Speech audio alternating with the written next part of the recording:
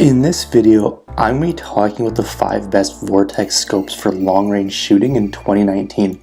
So what we look for whenever we're testing them all out were how they actually performed, how the quality was, and then the price. So we pretty much just compared all of these to other brands, other makes and models, and we're going to talk about how they actually compared and the best ones that we actually found. We tried to find one that's a little bit cheaper, one that's middle of the range, and then one that's more expensive as well. So you can basically kind of go off whatever your budget is. But before we get started, I will just mention our gear giveaway. If you want to enter in, all you have to do is subscribe to the channel, like this video, comment giveaway down below. Do those 3 things and you'll be automatically entered. Okay, so our number 5 pick is going to be the Vortex Optics Diamondback. And this is one of our favorite budget scopes because it's super versatile for a number of different situations. It can be used for like big game hunting, small game, muzzle loader, and also a shotgun. So it can be used for a wide range of activities, and it's not going to break the bank either. We've tried many different scopes, and there's really none better than this for hunting deer in like the under $200 scopes. So this is definitely one of the best, and we'd highly recommend it. Simply set your 0 at 100 yards, and then each hash mark you're going to see is going to be plus 100 yards. So it's kind of the way it works, and it is quite accurate, and really didn't have many issues with it. Pros, you're able to adjust for wind and elevation. The glass is bright and super clear. You can switch from 12x to 4x magnification easily. Cons, it doesn't come with a flip up lens cap. The eye relief isn't the best on it. It's good for deer hunting, but probably not the best for like long range competitions. So that's kind of what I found what I generally use for. If you are going to be using it in competitions for like extremely long shooting, probably not the best, but if you need it for deer hunting, it's going to be a fairly good distance away, a great option. Okay, so look at the pros and cons to it, but let's jump over to my number 4 pick. It's going to be the Vortex Optics Strikefire 2, and this is another great option. It's one of our favorite red-green dot scopes because it is very reasonably priced. It's probably more for the beginner shooter who needs as much assistance as possible.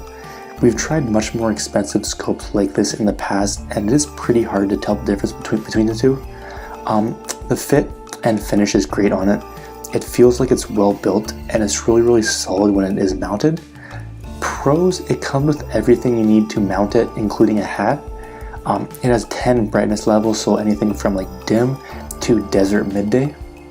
It's waterproof, fog proof, and also holds 0 really well. Cons, it's a little bit on the heavier side than your normal scope. The battery life on it wasn't the best. It's around 2100 hours, I'd say. I haven't had it that long. That's kind of what I've heard from different sources. But if you are, that's kind of on like the middle of the range brightness. If you do have it on super bright, it'll last less. If you do have it on dim, it'll last more. So kind of 2100 on average, I found. The 4 MOA dot is a bit big for longer distances shots. So that's kind of the main cons to it. But overall, it's a great device because it's not going to break the bank and it does the job really well. Number 3 is going to be the Vortex Optics Crossfire 2. And this is another one of the better scopes for anyone who wants maximum eye relief. It came out of the box fairly close to being sighted. Within about a few shots, it was like 3 shots or something, it was good to go. The lens is super clear, and the AO feature worked a lot better than most. And then we also like how easy it was to adjust. The turrets do have a solid and firm click on them when you do, move them and adjust them. So that was definitely nice to see. Pros, it's one of the better scopes for longer eye relief. I've dropped it many times in the past, and it's always stayed intact and zeroed. And there isn't many scopes that offer this much value for the price. There are going to be scopes that are better. If you look at straight value for the much you pay, this is definitely near the top of the list. Cons, it's a little bit bulkier compared to others. It's not going to be the best for super long range or high powered rifles. If you're shooting like above 1,000 yards, it's probably not the best. Anything less than that it's going to work perfectly fine. If you do have like a insanely powered rifle, it's probably not the best, but for your average hunting rifle, it's going to be a great option. And then the light collection on it it's so-so.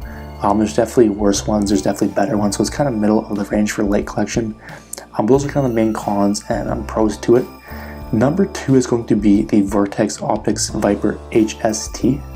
And this is our favorite Vortex scope for versatility because it works great on hunting rifle as well as for tactical shooting. I like that it clicks when you change magnifications, which can vary from like 6x to 24x, so it does have a wide range of magnification. It's also going to stay focused when you change the magnification on it as well, which is kind of cool. It's quite a bit more expensive than the other 3, but it is much better in terms of image resolution, image sharpness, and also color.